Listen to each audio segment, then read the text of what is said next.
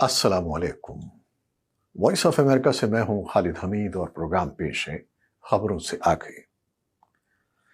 नाजरीन, social media ने हमारी जिंदगियों में एक इनकलाब बर्पा कर दिया है। जहां लाखों करोड़ों लोग, खासतौर पर नौजवान, इससे मुतासिर हुए हैं, वहीं बच्चे भी इसके असीर हो गए हैं।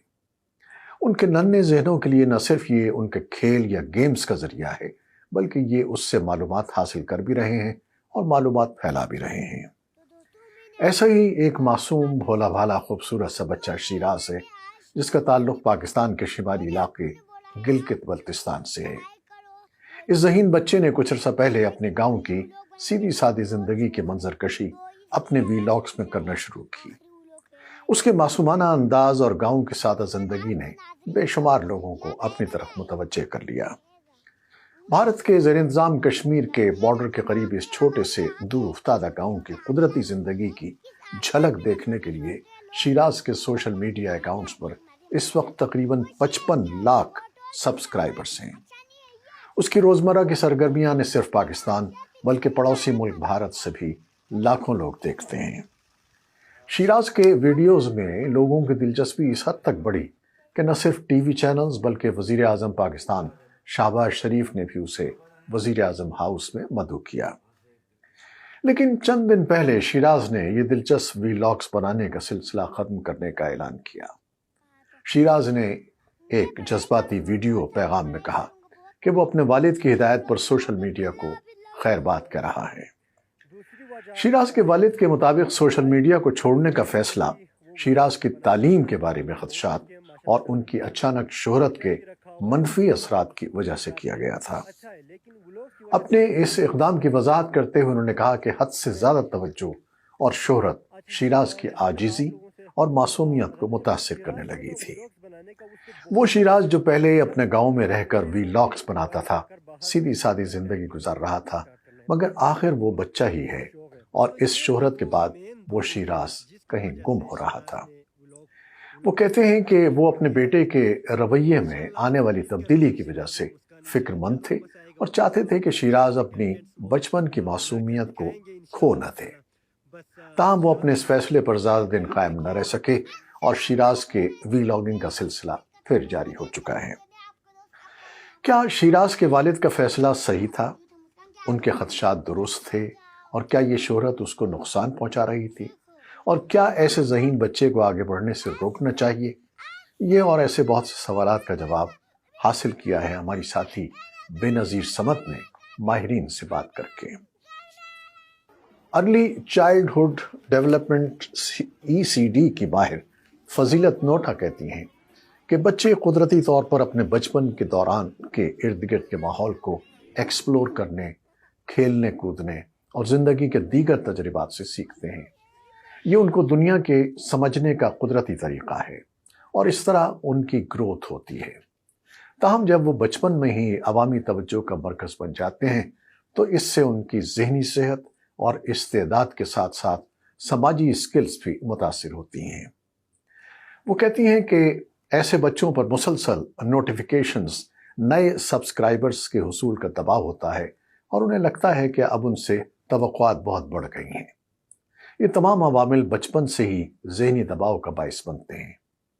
इस बारे में बात करते हुए दिमागी सेहत की माहिर फ़ज़ा सुहेल कहती हैं कि मुसलसल शोहरत में रहने से बच्चों में स्ट्रेस पैदा हो जाता है जो उन्हें एंग्जाइटी में मुब्तला कर सकता है, यानी उन्हें बार बार अच्छी कारकर्दगी दिखानी पड़ती है।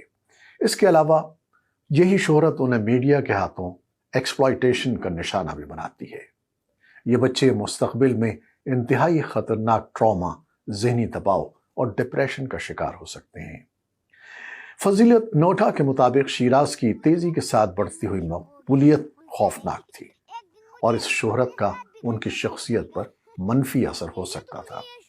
वो कहती हैं कि सोशल मीडिया पर बचपन में शोहरत पाने वाले इन बच्चों को साइबर बुलिंग और ऑनलाइन हिरासानी का सामना करना पड़ता है। ऐन मुमकिन है कि ऐसे बच्चों को तालीमी मैदान में बेहतर कारकर्दगी दिखाने में मुश्किल का सामना भी करना पड़े।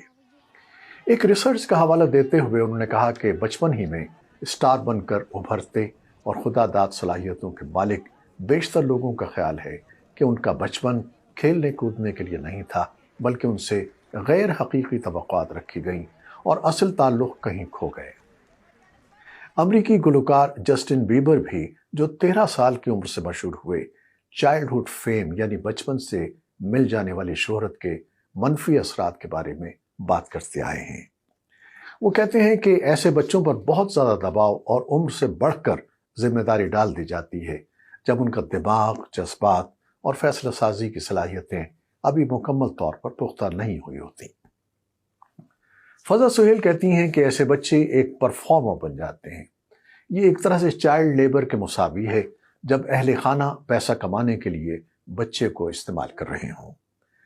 ان کا کہنا تھا کہ میرے خیال میں والدین کو چاہیے کہ وہ حدود مقرر کریں کہ بچہ کیا کر سکتا ہے اور کیا نہیں کر سکتا۔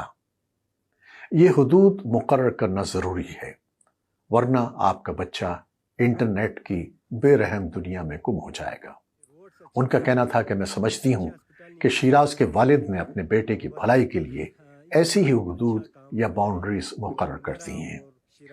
وہ کہتی ہیں کہ شیراز اپنے گاؤں میں تو ہمیشہ ہی ایک سیلیبریٹی رہیں گے، انہیں باہر کی دنیا سے شاید وہ پہلے والی شہرت نہ ملے، اس کا انہیں دکھ ہو سکتا ہے، تاہم میرے خیال میں اس سے ان کی ذہنی صحت پر کوئی مضر اثرات نہیں ہوں گے۔ اب ان کی فیملی، خاص طور پر والدین کے لیے اہم ہوگا کہ وہ شیراز کا یہ دکھ بڑھنے نہ دیں اور انہیں بچپن کی سادگی اور اصل زندگی کا تجربہ کرنے کے لیے تیار رکھیں۔ فضیلت نوٹا نے اس معاملے میں والدین کے کردار کو اہم قرار دیا اور کہا کہ والدین کی ذمہ داری ہے کہ وہ اپنے بچوں کی آن لائن پریزنس پر نظر رکھیں اور ان سے حقیقت پر مبنی توقعات رکھیں۔ اس کے علاوہ والدین کو بچوں کے انٹرنیٹ کے استعمال کے لیے وقت مقرر کرنا چاہیے اور بچوں کے ساتھ موبائل فونز اور انٹرنیٹ کی دنیا سے باہر وقت گزارنے کی کوشش کرنی چاہیے۔ ناظرین، کیا آپ اس سے اتفاق کرتے ہیں؟ بچوں کو اس نئی آگاہی سے دور رکھنا کس حد تک مناسب ہے اور اس کے لیے آپ کے پاس کیا اقدامات ہیں؟ اپنی قیمتی رائے سے ہمیں آگاہ کیجیے گا، انتظار کریں گے۔ خدا حافظ۔